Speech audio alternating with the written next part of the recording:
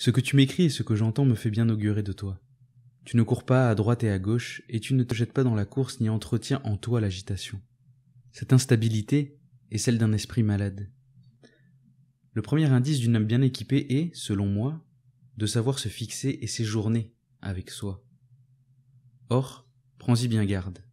La lecture d'une foule d'auteurs et d'ouvrages en tout genre ressemble fort au caprice et à l'inconstance. Fais un choix d'écrivains pour t'y arrêter et te nourrir de leur génie, si tu veux en tirer un profit durable et des souvenirs fidèles. C'est n'être nulle part que d'être partout. Ceux dont la vie passe à voyager finissent par avoir des milliers d'hôtes et pas un ami. Il arrive fatalement la même chose à celui qui néglige de lier commerce avec un auteur favori pour jeter en courant un coup d'œil sur tous à la fois. La nourriture ne profite pas, ne s'assimile pas si elle est rejetée sitôt qu'on l'absorbe. Rien n'entrave une guérison que de changer sans cesse de remède. On n'arrive point à cicatriser une plaie si on n'y fait qu'essayer des pansements. On ne fortifie pas un arbuste par de fréquentes transplantations. Il n'est pas de chose utile qui ne puisse l'être qu'en passant. La multitude des livres dissipe l'esprit.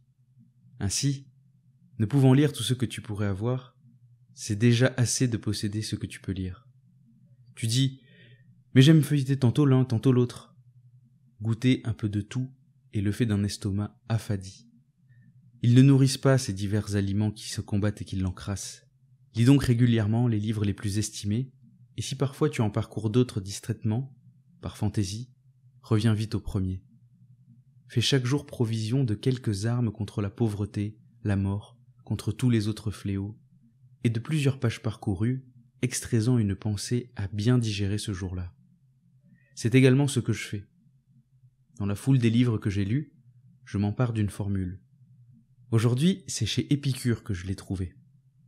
Car j'aime aussi mettre le pied dans le camp adverse, non comme transfuge, mais comme éclaireur. La belle chose que le contentement dans la pauvreté, écrit-il. Mais il n'y a plus pauvreté s'il y a contentement. Ce n'est pas parce que l'on possède peu que l'on est pauvre, c'est parce que l'on désire plus.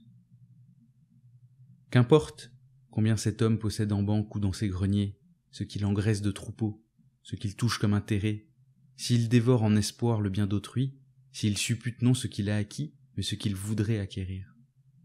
Quelle est la mesure de la richesse, me diras-tu ? D'abord le nécessaire, ensuite ce dont on se rassasie.